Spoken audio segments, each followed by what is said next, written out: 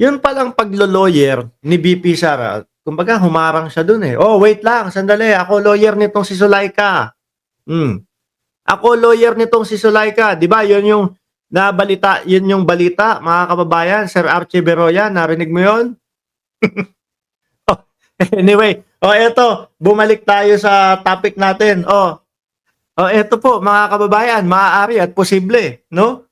Na maging ano, maging basehan to nung pagkaka-impeach kay Inday Sara Duterte. Bukod pa ho, mga bossing, saan? Bukod pa po doon sa nakaka-alarmang sinabi ng Vice Presidente na pag ako nategi, pategi mo si Bongbong, si Lisa at si Martin. Bukod pa po ito. Sabi dito, mga kababayan, unconstitutional VP Duterte drones plaque for acting as lawyer of chief of staff, mga kababayan. Ayan, di ba naalala nyo? Nung nandun sila, ako po ang lawyer, ako po ang legal advisor. Kung ako yung lawyer ni Zulaika Lopez, bawal po pala yun, mga boss. Actually, common sense na lang din po eh. Biruin mo, vice presidente o presidente maglo-lawyer. Ano po kahinat na nung magiging ano nun? Pag-uusap nun o yung magiging paglilitis nun. Eh di natural, panalo po ang vice presidente. Panalo po yung side ni vice presidente. Panalo po yung side ni Presidente Marcos. Di ba mga kababayan, nasusulat pala dito yun? Ano? Sabi dito, tatalon na ako ha. Ayan Sabi dito, under the Constitution, the President, the Vice President, the member of the Cabinet are prohibited from practicing their profession. Paano nga naman kung sila mag-lawyer doon? Sino panalo? Di yun na. Di ba? So, I do not know where the BP is getting this idea that she can stand as a counsel from Attorney Zulaika Lopez.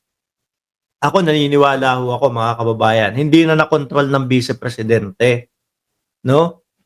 Yung kanyang sarili. Wala na eh. Depressed na ho, mga bossing. Kumbaga, hindi na alam ang gagawin. No? Wala na, sukol na sukol na. Yung tipo ho bang, sasagutin ko ba? Paano ko ba sasagutin to? Ano ba sasagot ko dito? Sila Zulaika, pinaikot-ikot na. Sila Lopez, pinaikot-ikot na. Wala, hindi lumusot. Tapos biglang sabi ni Remulla, malaki ang posibilidad na makipagtulungan kami sa ICC. Magsama-sama po yun, mga bossing. Wala na. Yun ang kinahinatnan, mga boss. No? Sabi ni Maribel Cortez, planado niya yan. Gipit na po kasi siya. Totoo ho, mga kababayan. Sabi dito, ground for impeachment. Ayan, no? When asked if this could be an indication of an impeachment proceeding against the Vice President, Chua said they have to discuss it among House of Members. Well, frankly speaking, we have yet to talk about it.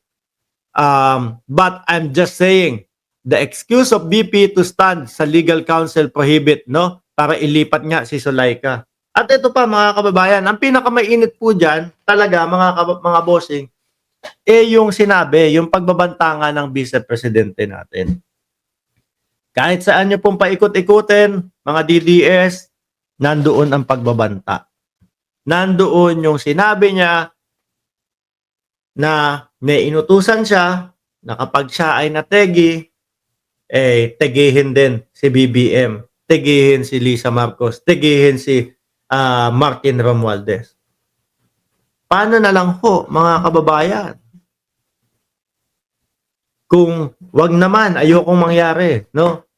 Na ang Vice Presidente, kunyari lang po, no? Example, binawian ng buhay, no? Kunyari may nakain, nalason. Paano yun? Iisipin nung inutusan niya, yung sinasabi niya, may inutusan na po ako, tigil sila. No joke, no joke. Di isipin, ang Vice Presidente, ang bata-bata pa nito, nategi. nilason to ni Bongbong Marcos, nilason to ni Martin Romualdez at ni Lisa. Oh, sabay kumilos na yun kasi ang bilin sa akin na vice presidente ganito ang gawin. Tigihin ko sila, wag tigilan. Paano yun? At syempre ho, tayo mga kababayan, tayong mamamayang Pilipino, lalong-lalo na ho, no? Yung ating mga kapulisan, yung mga nagpapatupad ng batas, hindi po nila hahayaan na merong isang mategi bago po sila kumilos. Aagapan na po nila yan. Iimbestigahan na po nila yan. Kung sino yung tao na yun na inutusan, etc. etc. Di ba? Sabi ni Sir Ron Jr., mga Duterte, ensayo na kayong kumanta ng My Way. I did it my way. Di ba? Wala Depressed? Yung tipo bang wala na, hindi na alam kung ano ang gagawin? Tapos, ako, hirap akong paniwalain na hindi stage yun, na hindi, kumbaga, na hindi nila pinlano yun. Diyos ko, 100 katao. Isama mo yung vlogger na nasa labas ng House of Representative, isama mo yung mga vlogger na sinasabi ni Maharlika, wala siya doon. Nagtatanong siya doon Nakita ko yung buong video, naka-live. Habang ako ho ay nagpapatasa, nagpapagupit, mga kababayan. Pinapanood ko sila. Lahat ho sila, mga bossing. At dinownload po nung ano tawag dito? Nung editor natin yun. Isang buo, mga boss. Nandun lahat sila. Biruin mo, 100 katao, lahat gising, no? Tipon-tipon, hindi planado. Ibu, mga kababayan. Mano ba namang, BP, magdahan-dahan ka. Ingat sa sinasabi mo. Sabay banat nila, no? Wala na pong batas sa Pilipinas. Sabay gumanon. Sabi ko, hindi nyo na alam yung sinasabi nyo, Yung pagkakasabi nyo wala nang batas sa Pilipinas? Baka biglang pumasok ang ICC dyan. Di ba dyan nga nahuli ni Congressman Benny Abante si dating Pangulong Duterte? Ibig nyo sabihin, Presidente, walang batas, walang justice system ang Pilipinas? Pwede na pong pumasok ulit? Sabi ni Pactay, magkano gupit dyan, idol? Magkano ba? 40 CI? Times 70 pesos. Magkano yun? 7.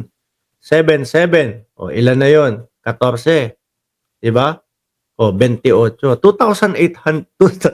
Ayan, 2,800 equivalent nung gupit.